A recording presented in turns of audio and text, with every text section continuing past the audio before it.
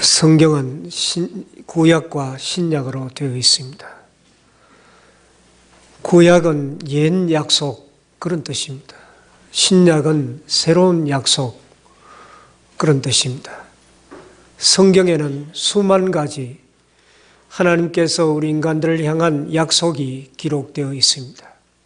그 많은 약속 가운데 가장 위대하고 가장 귀한 약속은 장차 예수님께서 이 땅에 오실 것이다 하는 약속이 구약에 기록된 약속입니다.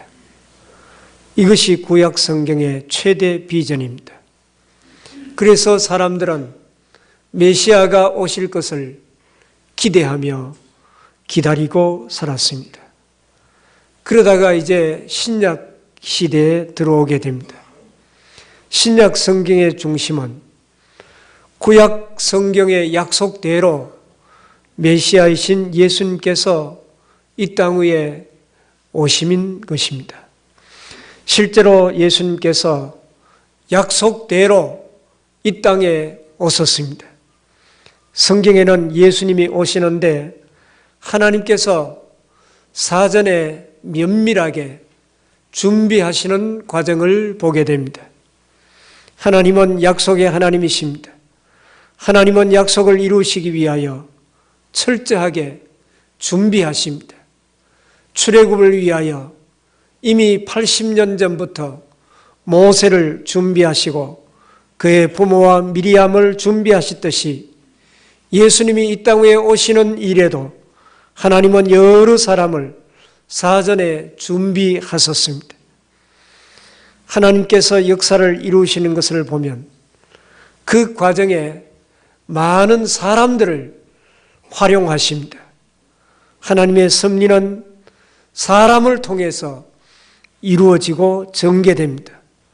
오늘 본문에도 예수님 탄생을 위하여 여러 사람들을 사전에 준비해 놓으신 것들을 볼 수가 있습니다. 그 첫 번째 사람이 미리암입니다. 마리아입니다. 예수님은 세상에 오시는데 어느 날 갑자기 하늘에서 뚝 떨어지신 그런 분이 아닙니다. 하나님은 스스로 만드신 질서를 스스로 무시하거나 무너뜨리지 않습니다. 그래서 예수님을 세상에 보내시는데 하나님이 만드신 절차를 통해서 이 땅에 오시게 하십니다. 예수님은 잉태되는 과정을 통해서 이 세상에 태어나십니다. 모든 생명체는 잉태 과정을 통해서 나타나게 됩니다.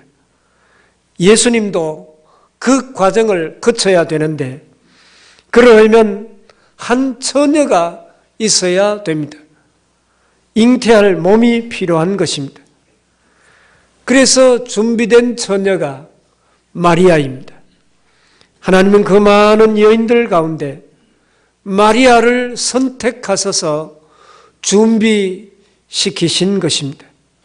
천사 가브리엘이 어느 날 처녀 마리아에게 나타나서 예수님 잉태를 고지합니다.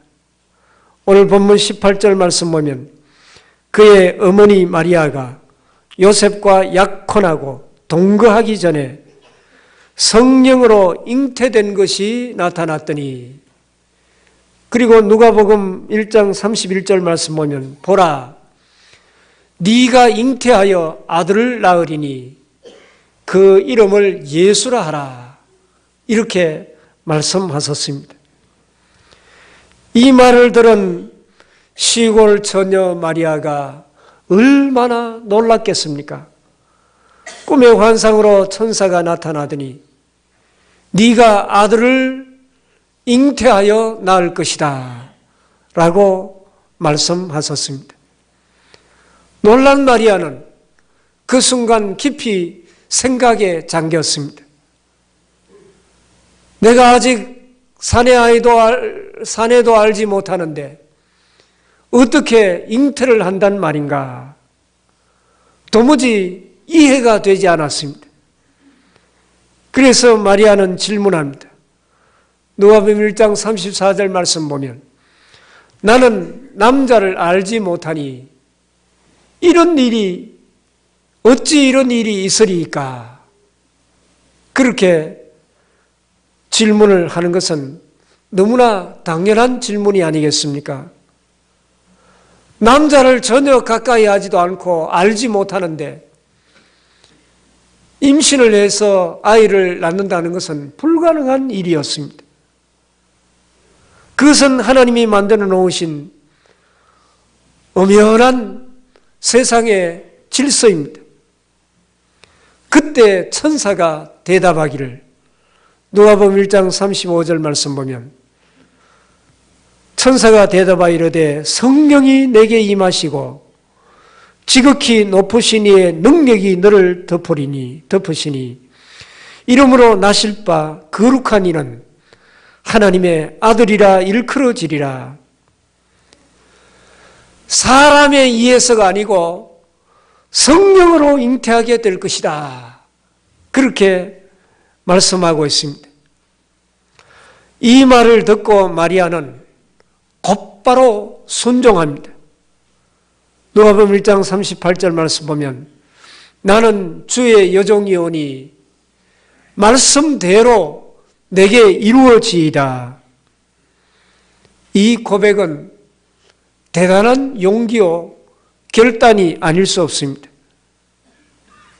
우리는 때로 너무 신중하게 두세 번 계산하고 많이 생각에 잠길 때가 있습니다. 그것도 필요하지만은 하나님의 일에는 그렇게 우유부단하고 따지고 그렇게 하면 하나님의 일을 할 수가 없습니다. 하나님께서 우리를 쓰시겠다고 하면 마리아처럼 즉각적으로 아멘하고 순종하는 자세가 필요합니다. 나라의 지도자가 너무 신중하게 생각이 많으면 매사에 재느라고 기회를 놓치는 경우가 많습니다. 교회도 기업도 마찬가지입니다. 사람들에게 의견을 물어야 할 때가 있는데 그때 너무 신중하고 너무 많이 재느라고 시간을 끌게 되면 기회를 놓치기가 쉽습니다. 기회는 언제나 우리에게 찾아오는 것이 아닙니다. 모처럼 기회가 찾아올 때 그 순간 기회를 붙잡는 것이 중요합니다. 여기 마리아는 아주 시원하게 결단하고 대답합니다. 주의 여종이오니 말씀대로 내게 이루어지이다. 지금 마리아는 약혼한 상태입니다. 약혼한 사람이 약혼자의 아이가 아닌 다른 엉뚱한 사람의 아이를 낳는다고 하면 어떻게 되겠습니까? 그 당시 법으로는 돌에 맞아 죽을 수밖에 없는 그런 상황이었습니다. 죽음을 각오해야 되는 그런 어려운 결단이었습니다. 그런데 마리아는 나는 여종이오니 하나님의 종이오니 하나님의 말씀대로 내게 이루어지이다. 하나님의 뜻이라면 나는 죽는 한이 있어도 순종하겠습니다. 그렇게 결단하는 모습을 보게 됩니다. 이렇게 해서 예수님이 이 세상에 탄생하시게 됩니다. 구약 성경에서 이사야가 예언한 그대로 이루어진 것입니다.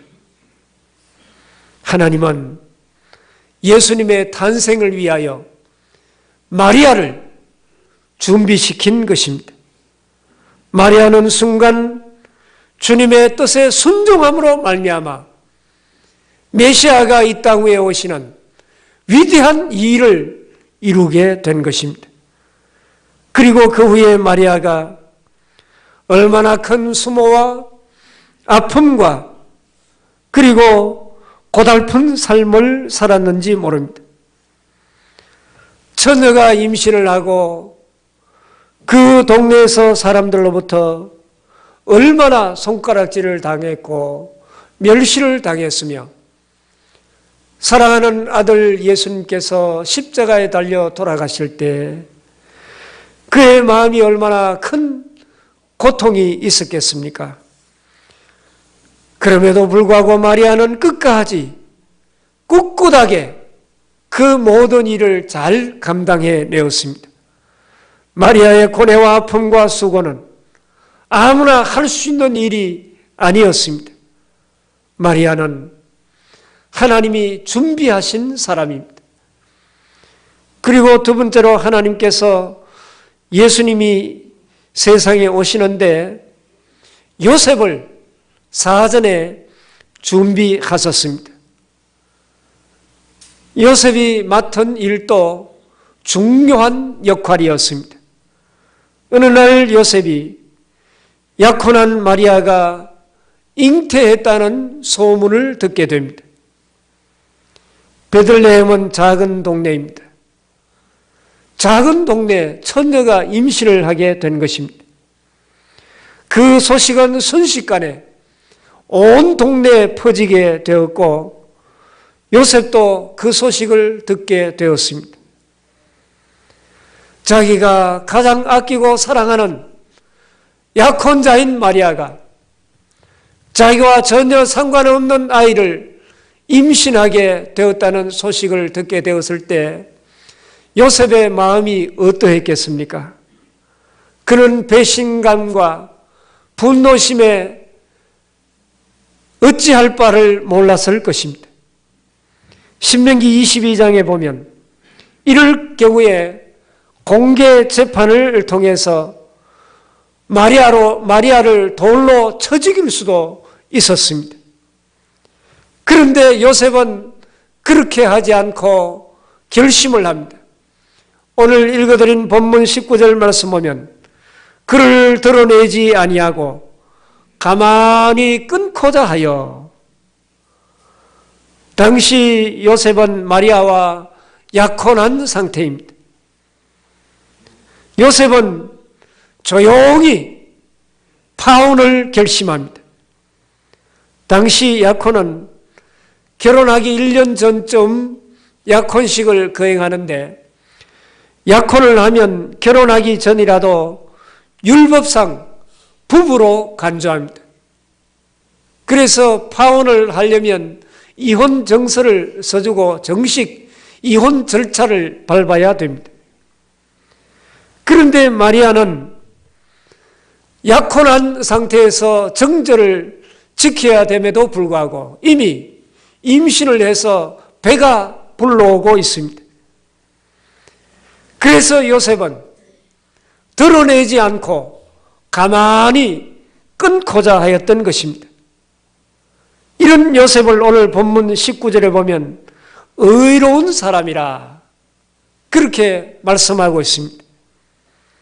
그 결정은 약혼자 마리아를 배려했기 때문에 그는 인정이 많고 그리고 의로운 사람이기 때문에 마리아가 돌에 맞아 죽거나 어려움을 당하는 것을 원치 않았습니다. 그래서 가만히 끊고자 했을 때 그때 하나님이 개입하십니다. 오늘 본문 20절 21절 말씀 보면 이 일을 생각할 때 주의 사자가 현몽하여 이르되 다윗의 자손 요셉아 내 아내 마리아 데려오기를 무서워하지 말라. 그에게 잉태된 자는 성령으로 된 것이라. 아들을 낳으리니 이름을 예수라 하라. 이는 그가 자기 백성을 그들의 죄에서 구원할 자이심이라 하니라. 그때 요셉은 이 말을 듣고 곧바로 하나님의 뜻에 순종합니다. 요셉은 마리아가 임신을 하게 된 것은 구약 성경에 이미 예언된 하나님의 약속의 성취임을 알게 되었습니다. 그리고 그 아이가 장차 자기 백성을 구원할 메시아임을 깨닫게 된 것입니다. 그 후에 요셉이 순환의 삶을 살게 됩니다. 마리아와 정혼하고 즐거워해야 할 시간에 갈등하고 고민을 하지 않았습니까? 아이를 낳을 때까지 사랑하는 마리아에게 가까이 갈 수도 없었습니다. 아내가 하나님의 아들을 잉태했는데 어떻게 감히 가까이 갈 수가 있었겠습니까? 아이가 태어나자마자 사람들이 그 아이를 죽이려고 혈안이 되었습니다.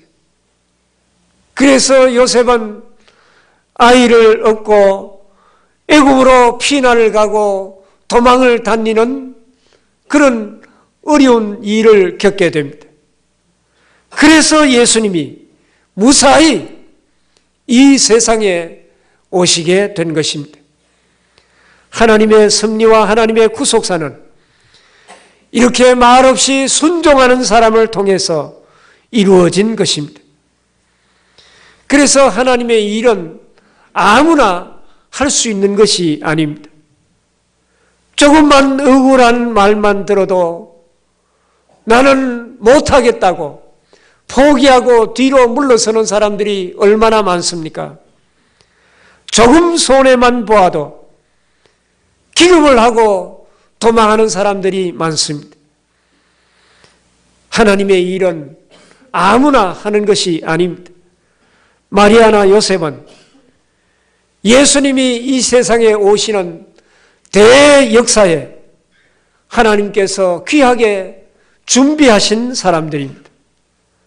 세 번째로 마태복음 2장에 보면 동방 박사들이 등장합니다. 이들은 유대 땅에 옵니다. 여기에 동방이라는 말은 해 뜨는 동쪽을 뜻하는데 그 당시 해 뜨는 동쪽은 페르시아를 가리켰습니다. 박사를 헬라어로 마고이라고 하는데 그 뜻은 페르시아의 사제들 그런 뜻을 가지고 있습니다. 넓은 의미의 이 마고이는 이방 세계 정신적 엘리트들을 지칭하는 말입니다. 여기 박사라는 말은 고대 동양의 지혜자들이라는 뜻입니다. 이들은 당시 천문학을 연구하고 철학과 마법까지 능통했던 사람들입니다. 이들이 베들레헴에 와서 예수님께 경배를 드렸습니다. 그들은 예수님께 경배하면서 세 가지 예물을 바쳤는데 황금과 유향과 모략입니다. 황금은 예수님의 왕되심을 상징하는 예물입니다. 그리고 유향은 예수님의 제사장 되심, 그리고 모략은 예수님의 죽으심과 부활과 영원한 생명을 상징하는 예물입니다. 그들의 행위는 이사야 60장 9절에서 예언된 먼 곳에서 내 자손과 그들의 은금을 아울러 싣고 와서 내 하나님 여호와 이름에 드리려 하며 이스라엘의 거룩한 이에게 드리려 하는 자들이라. 이 이사야의 예언을 성취한 그런 행동이었습니다. 동방의 박사들은 오늘의 이란 땅인 페르시아로부터 먼 예루살렘까지 달려와서 그들은 낙타를 타고 노축하며 별의 인도를 따라 찾아온 자들입니다. 그런데 여기에서 우리가 주목해야 할 사항은 동방의 박사들은 그렇게 오랜 세월 동안 먼 길을 힘들게 찾아와서 아기 예수님을 찬양하고 경배했습니다. 당신은 우리의 왕이십니다. 그렇게 고백을 했는데 지측에 있는 예루살렘에 살고 있는 왕과 그리고 대제사장, 서기관, 바리새인들 종교 지도자들까지도 이 사실을 알지도 못하고 상상하지도 못했던 것입니다. 예루살렘에서 베들레헴까지는 겨우 8km 거리에 있습니다. 지척에 있는 예루살렘에 살고 있는 주민 어느 누구도 예수님을 맞이하지 않았습니다. 장차 메시아가 오리라고 믿고 그토록 메시아를 기다리던 종교 지도자들도 정작 이 땅에 오신 아기 예수님을 영접하지 못했습니다.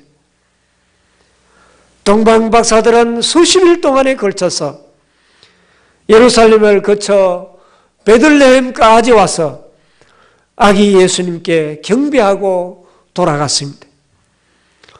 그런데 헤롯이나 유대인들, 대제사장들은 알지도 못하고 오지 않았을 뿐만 아니라 그 후에 예수님을 죽이는데 혈안이 되었던 것입니다.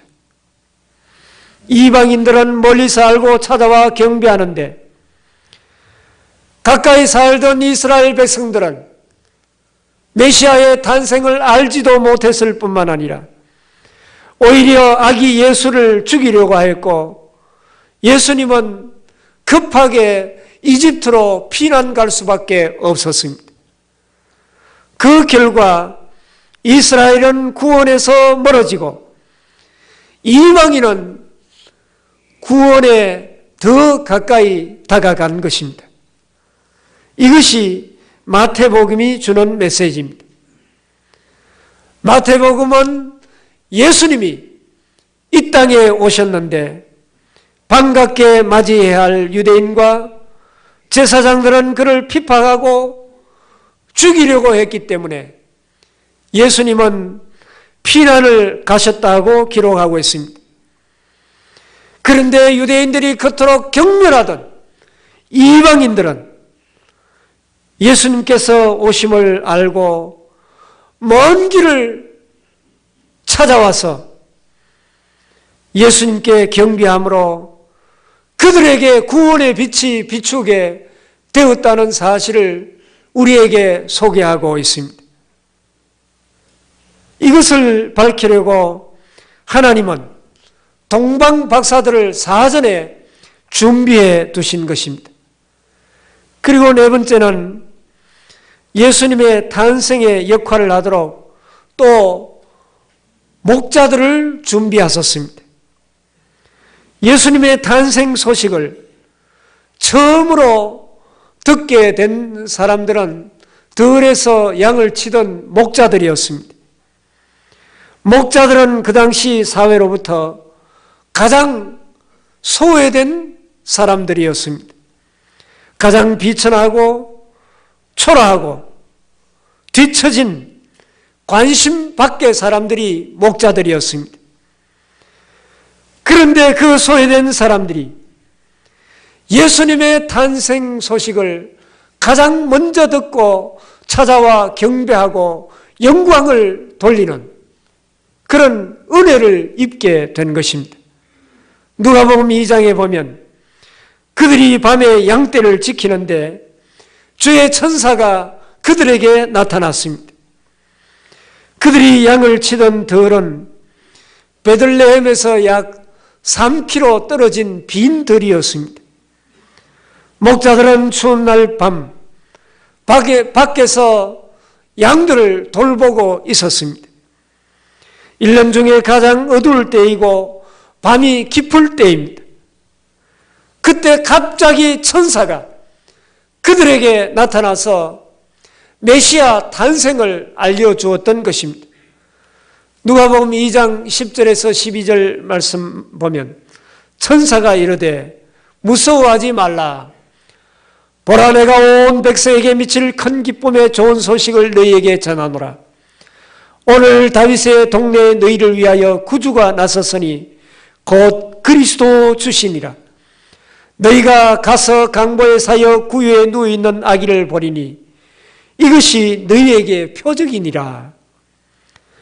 이 말을 듣고 목자들은 양치는 일을 중지하고 즉시 아기 예수님께 달려가 경배를 드렸습니다.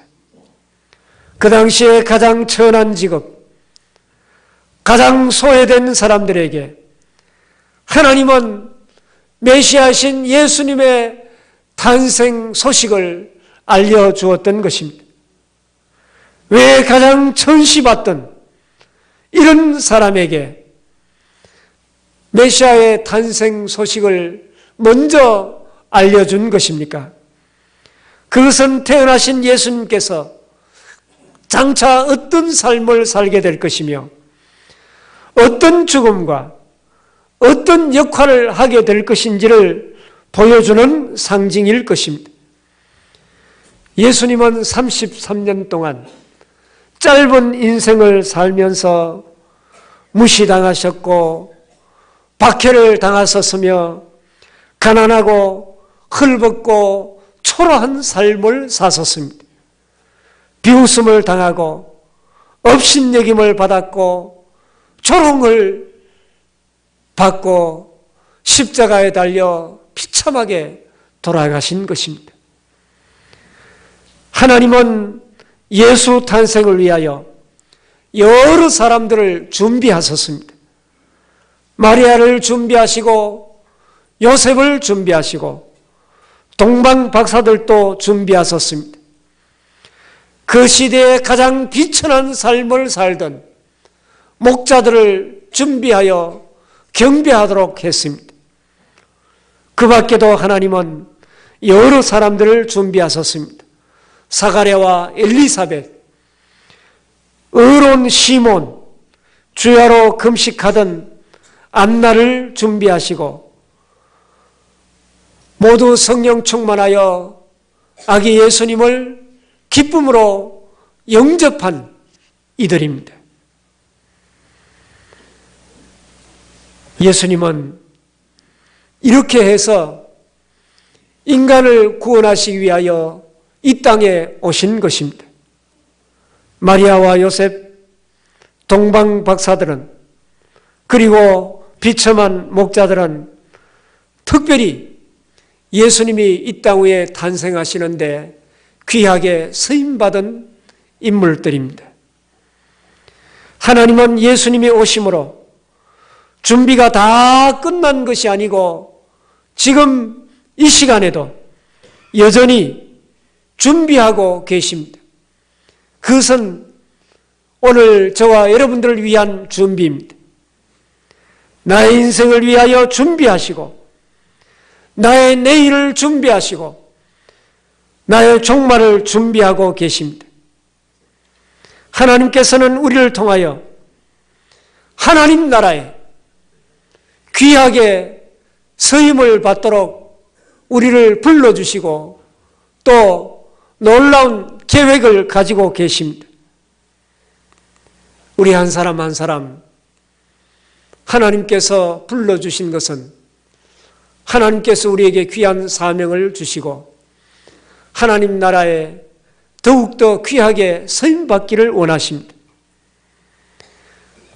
하나님 부르실 때 내가 여기 있나이다. 마리아처럼 하나님 앞에 철저하게 순종함으로 말미암아 마지막 때 하나님 앞에 더욱더 귀하게 서임받는 하나님 나라 확장에 귀하게 이바지할 수 있는 우리 모두의 삶이 될 수 있기를 바랍니다. 아버지 하나님, 귀하신 은혜를 진심으로 감사합니다. 예수님이 그냥 하늘에서 이 땅에 바로 오신 것이 아니라 마리아를 통해서 요셉을 통해서 동방 박사들을 통해서 목자들을 준비하시고 그들이 예수님 오실 때 귀하게 서임받은 것을 우리가 말씀을 통해서 깨닫게 됩니다. 이 마지막 때 하나님께서 우리 한 사람 한 사람을 부르시고 귀하게 서시기를 원하시는 하나님의 뜻을 저희들이 깨닫게 됩니다. 아버지 하나님, 하나님께서 우리에게 귀한 사명을 주시고 우리를 서시려고 하시는데 마리아처럼 적극적으로 순종함으로 하나님의 구속사에 멋있게 귀하게 서임받는 우리 모두가 되게 하여 주시옵소서. 예수님 이름으로 기도하옵나이다. 아멘.